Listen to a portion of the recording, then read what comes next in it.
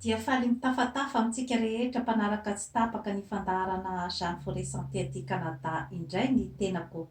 Ny horesadresantsika anio zany a dia momba ny fampandrosoana maharitra ho an'ny fanabeazana. Mitondra hatrany ny anjara biriko ny tenako amin'ny fampandrosoana ny firenena satria mahatsapa tena fa manana andraikitra, manana tamberina didy amin'ny firenena. Tsy sanatria akory manome lesona ny mpitondra ao Madagasikara fa fampizarana no ataoko eto amin'ny Jeanne Forest Santé. Efa nasehoko teto ny hoe fampandrosoana maharitra eo amin'ny resaka tourisme, eo amin'ny resaka fitsaboana, amin'ny resaka fandriampahalemana, ny eo amin'ny resaka fandraharahana, mitindray mitoraka ity indray zany a dia ny fampandrosoana maharitra amin'ny fampianarana sy ny fanabeazana satria misy izany mahasamihafa azy ny fampianarana sy ny fanabeazana kanefa dia zavatra roa-tonta izay tsy misaraka ireo zany a mba hanome olombanona iray eo amin'ny firenena. Ny fampianarana zany a dia tena io zany a no isan'ny fototry ny fampandrosoana amin'ny firenena iray satria rehefa bado ny olona ao amin'ny firenena iray dia mazava ho azy fa tsy hanana zany a ny atao hoe fampandrosoana araky ny tokony ho izy ao anatin'ny hoe fahaizana miaro ny tanindrazana sy ny hoe fahaizana mijery ny hoe inona marina no zavatra izay hoe stratégie entina zany a hampandrosoana ny firenena iray. Zany zavatra rehetra izany moa zany a dia ilazako amintsika fotsiny a ny hoe fifampizarana ny ahy satria ny hoe ny tany maromaro izay hitako zany a efa tany France aho zao a alohan'ny nandehanako taty Canada dia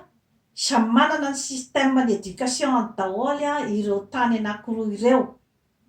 Ny frantsay zao ohatra ny azy a dia basé bebe kokoa zany a eo amin'ny hoe resaka théorie zany ny azy a no tena betsaka zany a eo amin'ny resaka fampianarana. Izany hoe maro zany a ilay olona hoe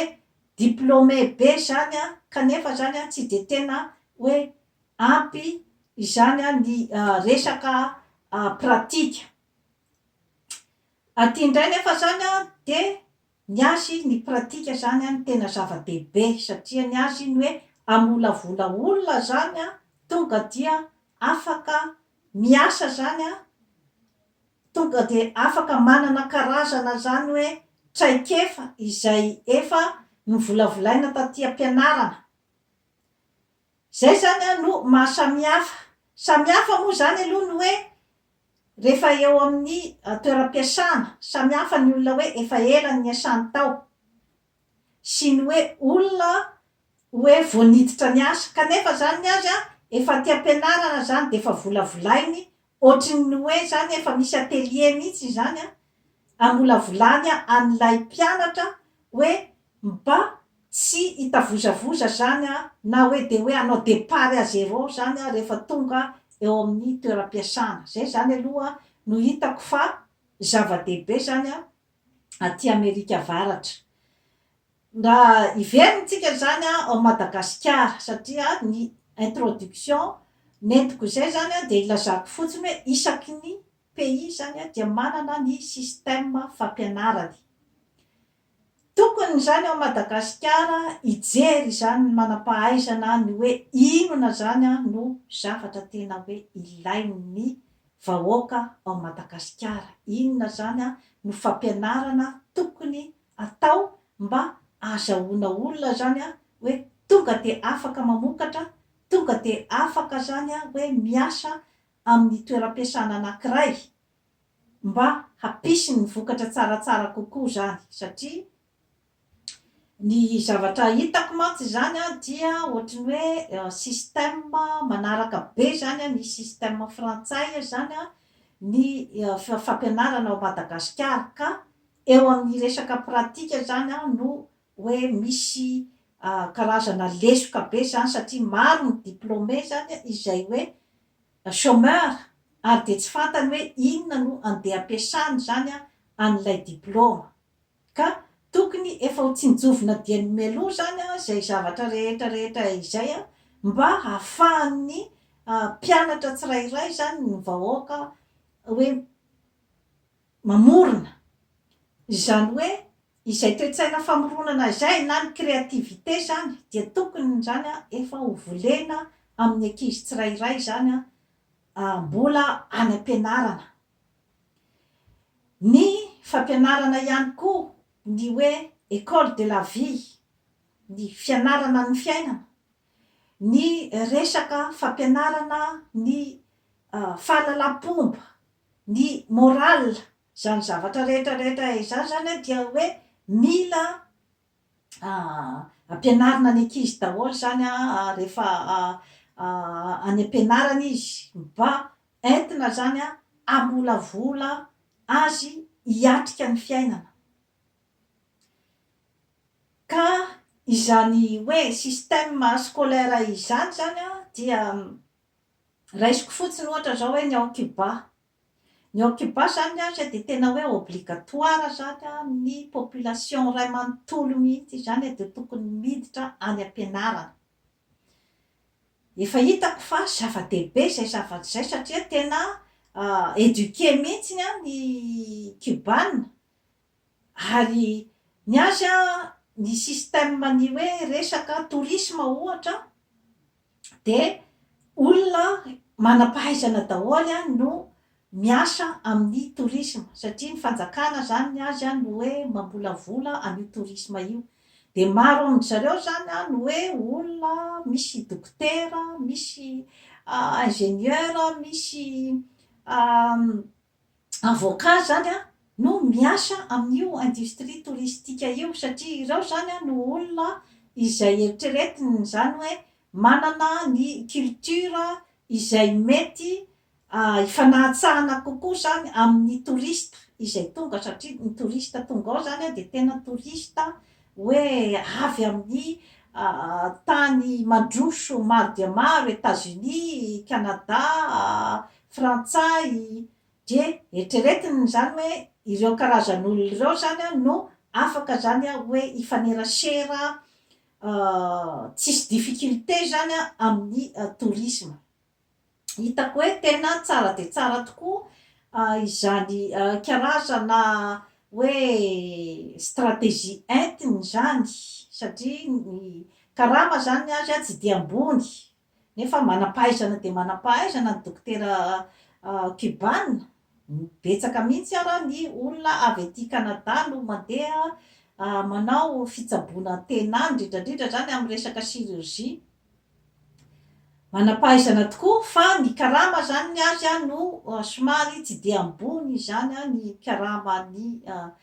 fonctionnaire ambony ohatran'ireny zany a de any amin'ny tourisme zany a no hoe mba manatsaratsara kokoa zany a ny fiainan'ireo olona ireo ka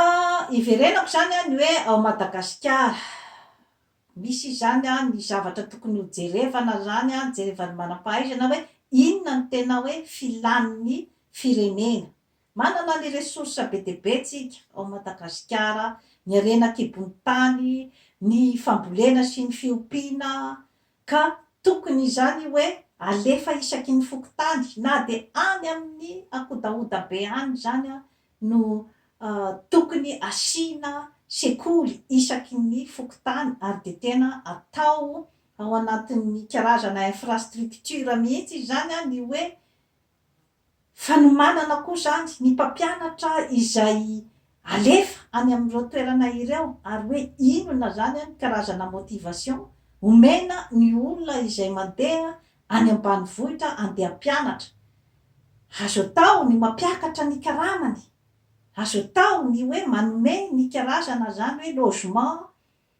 miassurer ny sécurité satria zany zavatra rehetrarehetra zany no mahatonga ny olona zany tsy mazoto andeha hidina any ambanivohitra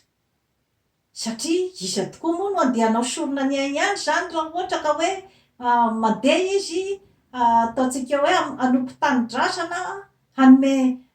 hampandroso ny any ambanivohitra kanefa dia faty no miandry azy zany zavatra rehetrarehetra izany zany dia zavatra tokony hoe efa atao ao anatin'ny politika ny fanjakana daholo zany dia isaky ny fokotany isaky ny faritany ny région zany dia tokony hojerena koa hoe inona ny lahara-pahamehana ao amin'io région io, inona ny zavatra vokarin'io région io arakarak'izany raha toerana be vanila de tokony zany hoe fianarana momba ny vanila atao misimisy kokoa zany ny fianarana enseignement général moa zany de tokony hoe enseignement général ataontsika hoe jusqu'any amin'ny CPE, BEPC zany fa zany hoe efa mba misy zany ny spécialité ampidirina isaky ny hoe inona zany no zavatra misy ao amin'ny faritany iray ao amin'ny région iray de mba amin'iny zany no atao misimisy kokoa zany ny hoe iorientena ny fampianarana ataon'ny ankizy satria amin'izay fotoana izay zany izy de mba efa mba misy eritreritra hoe rehefa miala avy teto amin'ity fianarana ty zany de inona ny zavatra ataoko satria mantsy raha ohatra ka diso hoe ny fampianarana zato isan-jato zany sy ny fomba fisainana aty amin'ny tany mandroso zany no asitrika ao anatin'ny lohan'ny olona any an-tanindrazana zany ny ankizy any an-tanindrazana dia zay le mahatonga an'ilay fuite de cerveau le fuite de cerveau izay mieritreritra fa hoe aty ivelany zany no misy ny mamirapiratra kokoa no misy ny fiainana tsaratsara kokoa marina aloha zany zavatra zany amin'ny hoe resaka farim-piainana resaka hoe fahafahamividy sy ny hoe variantina zavatra maro zany fa nefa tsy afaka ho aty daholo koa nefa ny olona rehetrarehetra ka tsy tokony zany hanana an'izay sentiment izay zany ny hoe ny akabeazan'ny ankizy izay mijanona any tanindrazana no hoe rehefa tsy afaka nandeha taty izy zany de mieritreritra fa hoe tsy nyrehsira tamin'ny fiainany zay zavatra zay zany mila volavolaina ny fitiava-tanidrasana zava-dehibe koa izay zavatra zay satria moa zany raha ohatra ka andeha daholo azy zany ny olona de iza zany ny sisa mba hiandry ny tanindrazana zany zavatra rehetrarehetra izany zany mila atsofoka ao anatin'ny alohan'ny ankizy any ampianarana ary indrindrandrindra koa zany de ny resaka identité satria hoe na de aty tany lavitra zany na de aty amin'ny tany mandroso zany de mba tokony ihany zany mba anana eritreritra zany ny olona mipetraka aty ny mba hijery zany hoe inona no zavatra mba azony atao any amin'ny tanindrazana satria ny tany mandroso rehetrarehetra dia ohatran'izay daholo izay hoe fananany ny feriteny amin'ny tanindrazan'izay isany nampandroso azy ny fananany ny sentiment d'appartenance ary ny fitokisan-tenany manana ny tanindrazana ny aviany satria na tiatsika na tsy tiatsika isika aty ampitan'ny ranomasina dia na ho firy taona isika no mipetraka aty dia manaraka atsika eny foana ny volokoditra tsy misy milazan'izany aminao ny marina momban'izay zavatra zay fa rehefa taoka aty dia misy ifandraisan'ny betsaka zany ny amin'izay hoe resaka hoe volokoditra izay zany ao amin'ny identitéan'ny tsirairay ka ny tenako moa zany hoe maninona ianao zany no any alavitra any ianao zany tatatata raha tia tanindrazana ianao de tokony mody aty azoko atao ane ny hoe tena tsy mandefa manao an'izao vidéo zao tsy miraratsony an'izany Madagasikara zany ary maro ny manao an'izany aty tsy azo anomeza-tsy ny azo koa zay nefa fa satria soahan'ny fiainany zay fa mba manentana zany ny hoe zay resaka hoe fitiava-tanindrazana zay ho an'ny tsirairay zany na mipetraka aty ampitany ranomasina zany na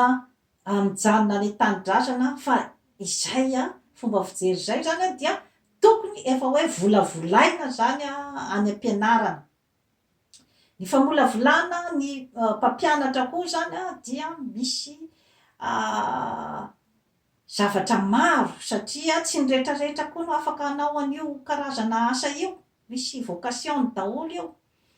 satria tokony miditra na hatramin'ny ataontsika hoe zany hoe fampianarana ny zany hoe psikolojia na mpampianatra izany satria mitondra zavatra maro dia maro amin'ny fampianarana ny hoe formation ananan'ny mpampianatra zany amin'ny resaka psikolojia satria fanabeazana io. Ny ankizy tsirairay dia tokony ho fantatry ny mpampianatra ny toetra ny ankizy tsirairay ary tokony raha tena hoe mpampianatra tena hoe mahay dia mpampianatra compétent dia samihafa na ny fomba firesahany amin'ny mpianatra tsirairay satria sarobidy loatra zany ny fanabeazana ny ankizy. Samy manana ny intelligence-ny io, samy manana ny hoe inona ny mety talenta ao amin'ny tsirairay. Zay zavatra zay zany dia mila ihany koa zany kojain'ny mpampianatra zay zavatra zay. Samy manana ihany koa ny toetra efa genetika ao amin'ny tsirairay dia misy répercussion betsaka zany ny hoe approche ny fomba firesahana zany amin'ny ankizy tsirairay. Misy zao ankizy vao itenenanao zavatra anankiray izy dia efa azony tsy mila verimberina ary dia tonga dia azony hoe inona ny tokony atao, inona ny tadiavin'ny mpampianatra. Fa misy tsy maintsy mila verimberina ny zavatra ary misy koa zany tsy maintsy mila bedesina vao zay vao mipetraka tsara amin'ny plasiny. Zany zavatra rehetrarehetra izany zany ka ny ankizy hoe efa mahalala ny tokony ataony zany tsy ianao mpampianatra zany no anao ny fomba firesaka amin'ny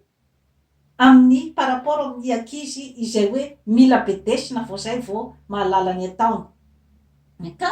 zany zavatra rehetrarehetra izany zany dia hoe tokony hojerena daholo zany amin'ny hoe système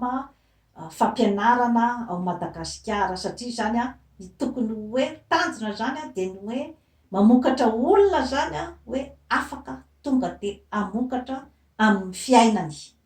Dia ireo ny maro ny hoe olona izay mamboly sy mpiompy